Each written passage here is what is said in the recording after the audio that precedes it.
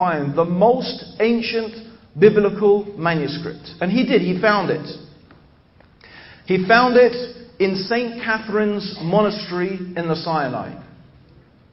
And it's now housed in the British Museum. It's called the Codex Sinaiticus. The Codex Sinaiticus. The oldest complete biblical manuscript. And that manuscript is dated 325 years after the time of Jesus. And it is not even a complete biblical manuscript, because what we find in it are some gospels, a gospel according to the shepherd Hermes. Have you ever heard of the gospel of the shepherd Hermes? I doubt it. You won't find it in any modern Bible. There's also an epistle of Barnabas that you will not find in any modern Bible.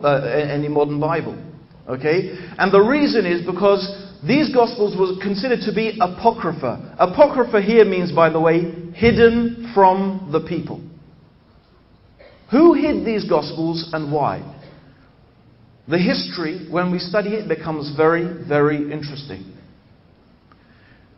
And it's very interesting as well to note that the people who started this inquiry and this line of inquiry, the people who started asking who was the historical Jesus, was the early Protestant movement. It's interesting because some of the most hardcore, fundamentalist, blind and fanatic Christians are born-again Christians that actually have now descended from the Protestant movement. But the original Protestant movement started as a challenge to what they considered to be the idolatry of the Roman Catholic Church. The early Protestants considered that Catholicism had been tainted and corrupted by many different pagan practices. And of course, in that respect, they were absolutely correct. This is not, by the way, a subject, unfortunately, that I'm going to deal with in depth today.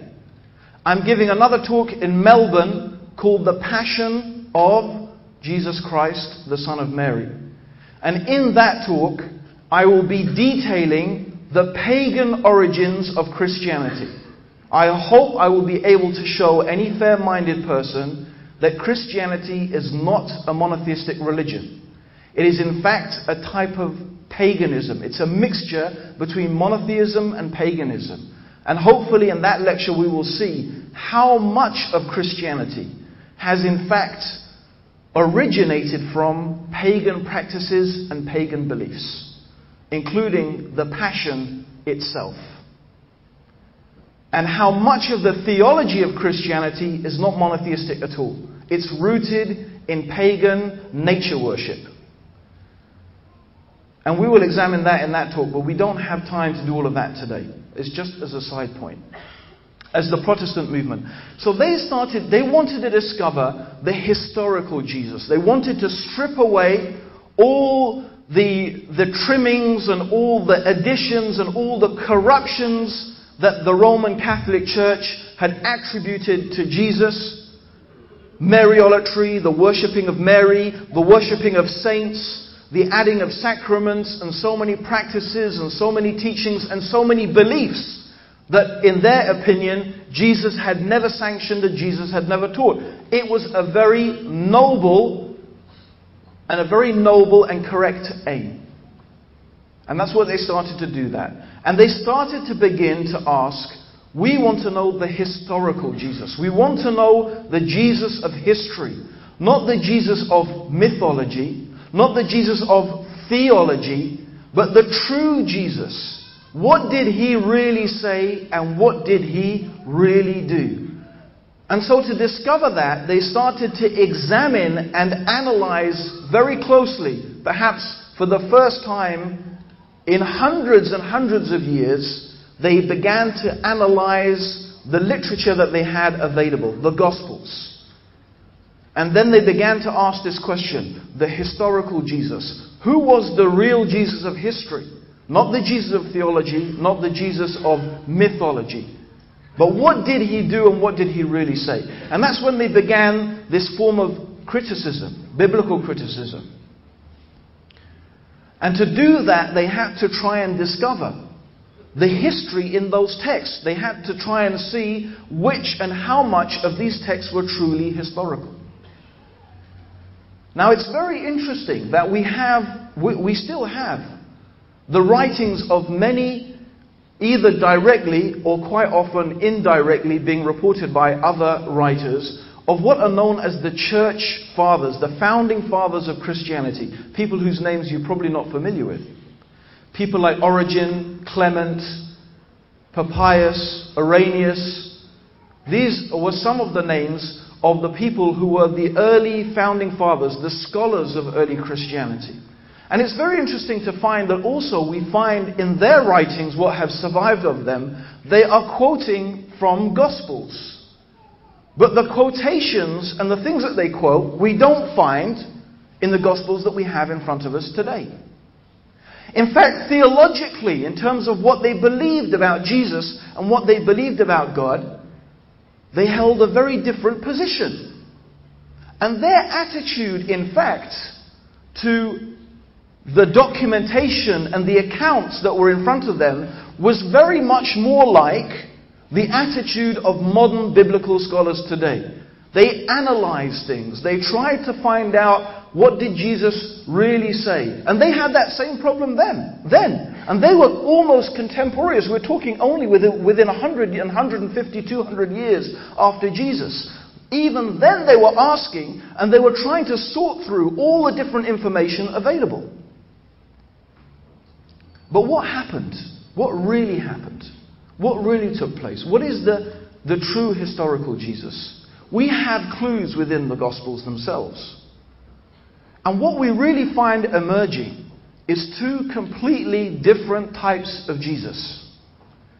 We have the Jesus of history. The Jesus of history comes across as a man. A man who ate, who breathed, who walked, who lived, who died. Who taught a message. Who taught a message that was teaching people how to live. It contained practical instructions, ways to behave, things to do, things not to do. He was a man who himself followed the Judaic law, the Mosaic law. He was circumcised, he observed the Sabbath, he taught people to observe the law. And there are sayings attributed to Jesus along the lines of that whoever abandons even one iota or one dot of the law will be considered least in the kingdom of heaven. He hadn't come to change the law, he had come to fulfill it. He and his disciples, they followed the law. And we know about the existence of an early church that was headed in Jerusalem by the brother of Jesus, James. A church that was based in synagogues. A church where people still followed the Mosaic law. A church where people did not believe that Jesus was God, or in any literal way, the Son of God. And they had a conflict with another version of Christianity. Another version of Christianity that is being developed by a man called Paul,